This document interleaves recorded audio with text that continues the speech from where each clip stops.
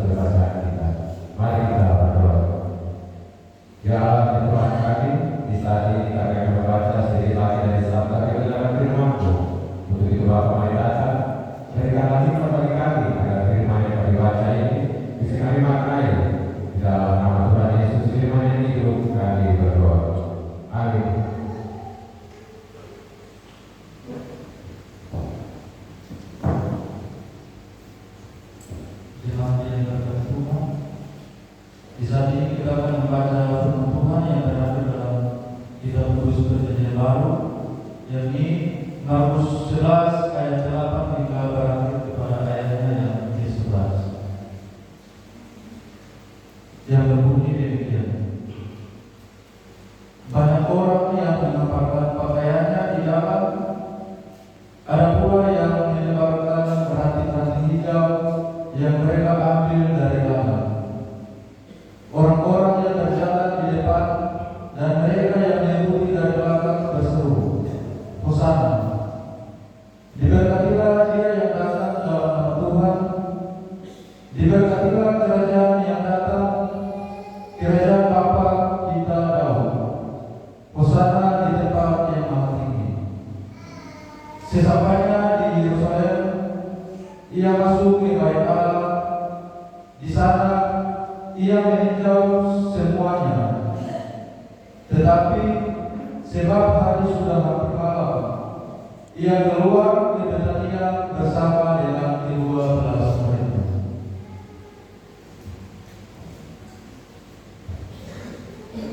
Bacaan kitab yang kedua terdapat pada Perjanjian Baru, yaitu Injil Yohanes pasal 19 ayat 16b dan berakhir pada ayat yang ke-27.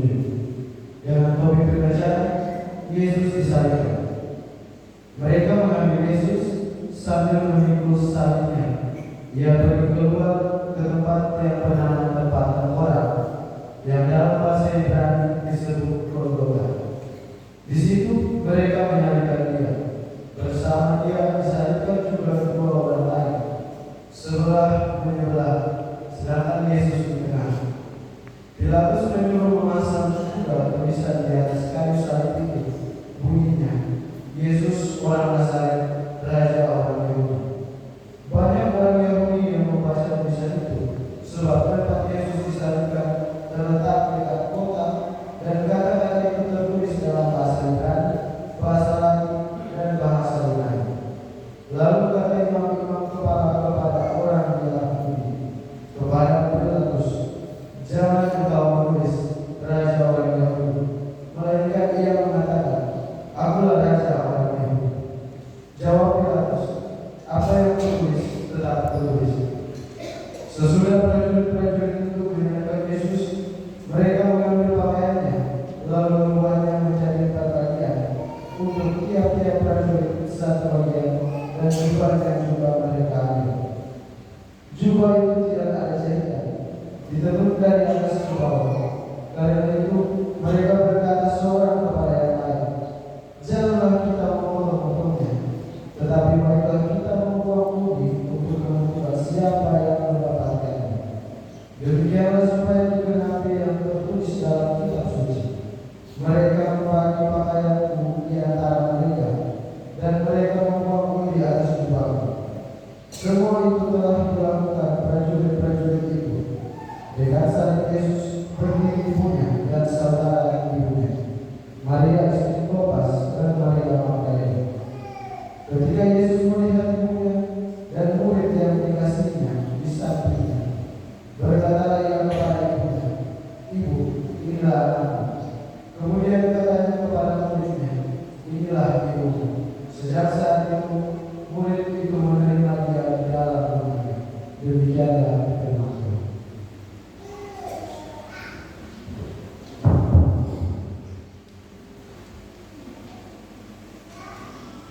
Bapak Ibu jemaat yang Tuhan Yesus kasih, selamat pagi dan shalom. Saya rasa kita sudah ada pada perayaan Minggu Selesai. Sudah 6 minggu berturut-turut kita melewati Minggu Selesai, dan hari ini tanggal 29 Maret jemaat merayakan Minggu Selesai yang ke-7, yang merupakan Minggu Selesai yang terakhir di tahun ini. Dan di dalam Minggu Selesai ini pula ada banyak orang atau anak-anak Tuhan yang akan mengimannya untuk mengaku mengikuti Yesus memikul salib. Sesungguhnya Minggu Selesai ini juga menjadi sebuah tanda supaya kita merenungkan kembali makna dari sengsara Kristus. Kita dituntut untuk bisa mampu merenungkan kembali sengsara Kristus.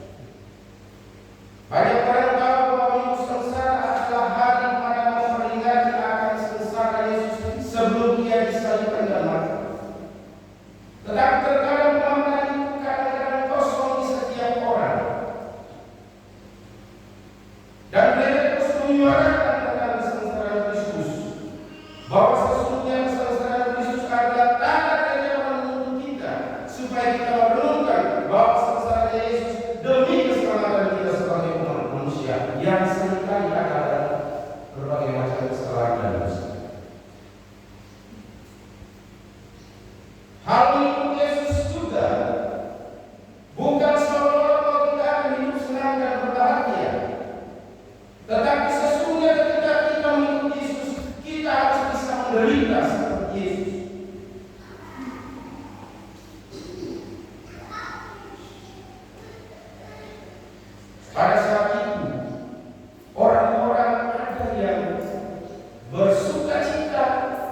karena Yesus akan disalibkan. Ada pula orang-orang yang bersedih hati karena Yesus akan disalibkan.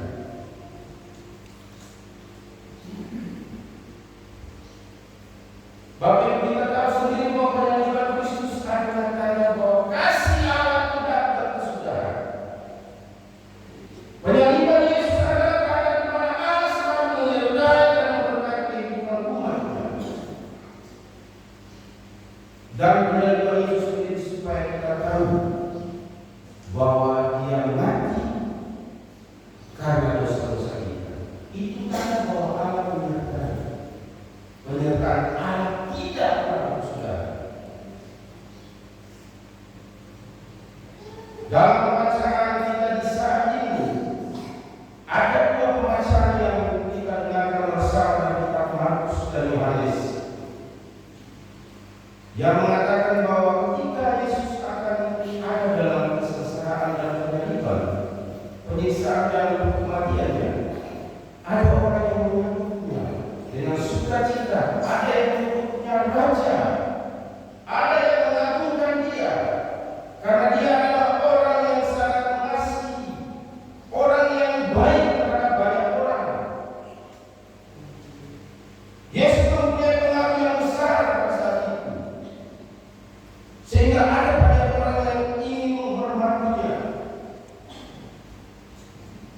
Tetapi di balik itu semua juga ada orang-orang yang tidak merasa senang dengan kehadiran Yesus dan tidak merasa senang ketika Yesus disebut sebagai raja. Seperti yang tertulis dalam kitab Yohanes bahwa imam-imam kepala merasa risih dengan tulisan yang ditulis oleh Pilatus tentang raja orang Yahudi. Mereka mau supaya dia mengaku Yesus adalah raja orang Yahudi. Mereka tidak mau disebut raja orang Yahudi. Bapak Ibu, pada saat itu imam-imam kepala tidak mengaku Yesus adalah raja, tetapi Pilatus dia sendiri mengakuinya. Pengakuan yang terbukti lewat tulisan yang dipakai di atas salib bahwa raja orang Yahudi itu mengakuan Pilatus. Secara tidak langsung Pilatus mengakui bahwa Yesus adalah raja. Dia datang untuk memberikan keselamatan bagi setiap orang. Bapak Ibu, seminggu sengsara ini juga menandakan bahwa penyertaan Allah bagi setiap manusia. Karena Bapak Ibu itu berharga di mata Allah. Sehingga apapun yang dilakukan oleh Yesus menandakan cinta kasih Allah yang luar biasa, yang selalu dirasakan oleh setiap orang. Walaupun setiap saat Bapak Ibu melakukan banyak kesalahan dan dosa, Yesus tetap mengasihi. Dan itu terbukti dalam kehidupan yang kita nikmati hari ini, bahwa sesungguhnya penyertaan Yesus masih ada dalam setiap perjalanan kehidupan kita sebagai orang percaya.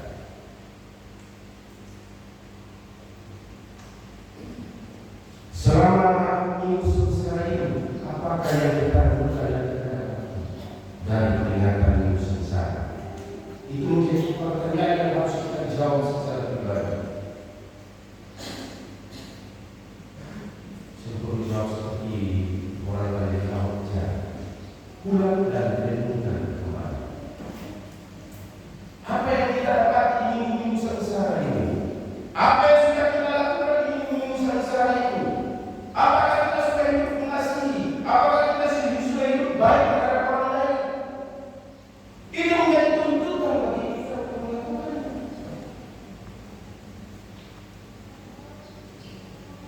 Dan itu harus dilakukan oleh setiap orang percaya. Bahwa sesungguhnya minggu sengsara ini adalah minggu-minggu di mana orang bisa memperbaiki. Supaya orang ingat kembali bahwa kesengsaraan Yesus itu adalah sengsara yang benar-benar mendatangkan keselamatan. Lalu kalau Yesus sudah mengorbankan dirinya supaya umat tidak jatuh dalam dosa, maka Bapak Ibu harus mampu melakukan apa yang menjadi kehendak. Kita tidak mengaku dosa hanya dari Tuhan. Kita tidak mengaku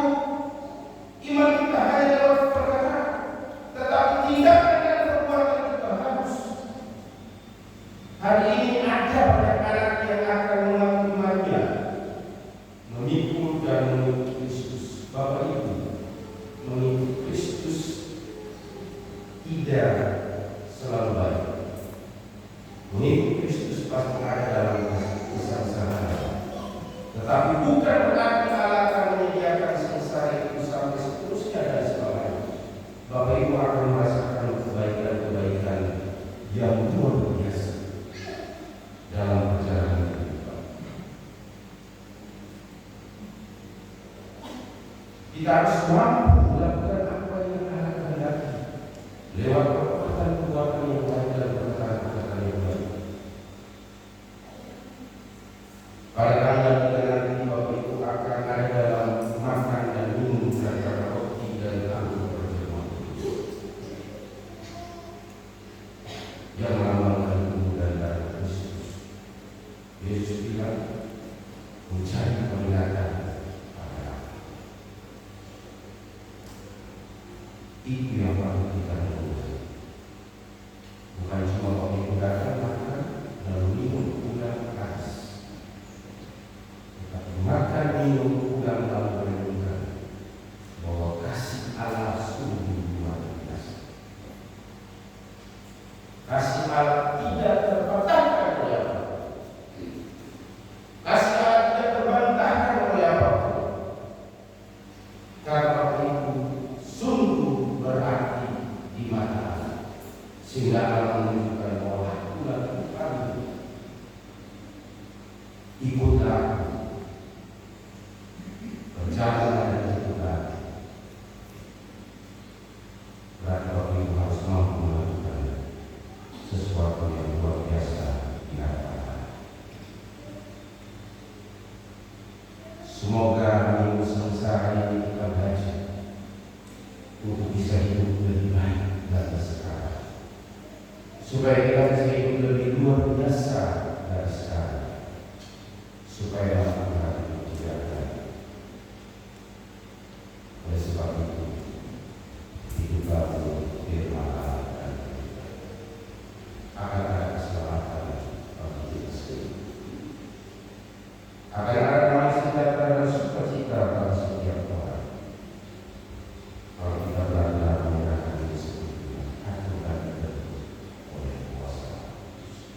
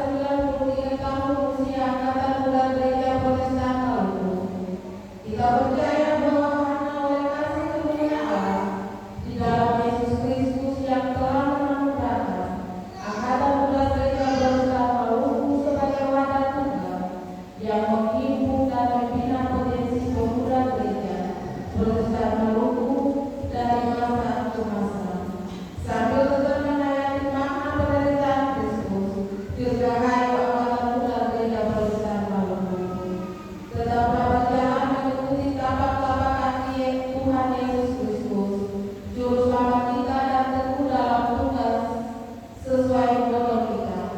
Kamu adalah garam dan terang dunia.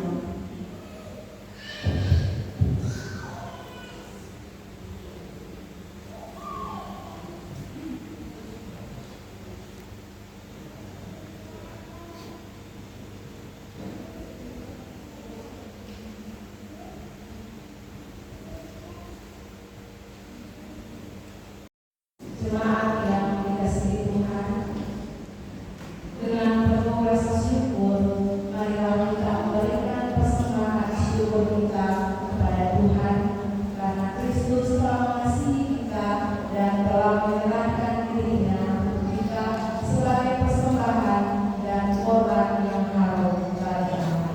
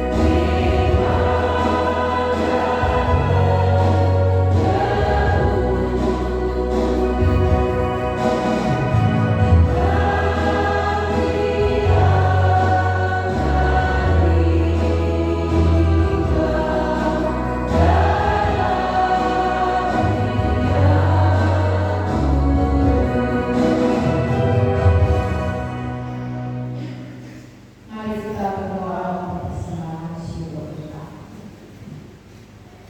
Ya Kristus, Bapa yang agung, di dalam ibadah minggu sengsara ketunjukan Yesus Kristus, kami ulang telah memberikan persembahan syukur kami kepada Tuhan.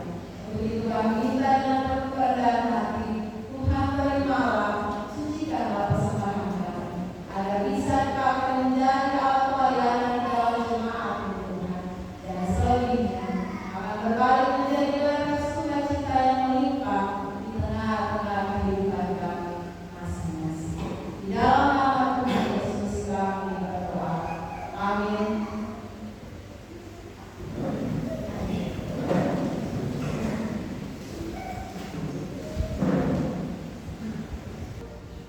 Saudara-saudari kasih Kristus, Kristus telah menjalani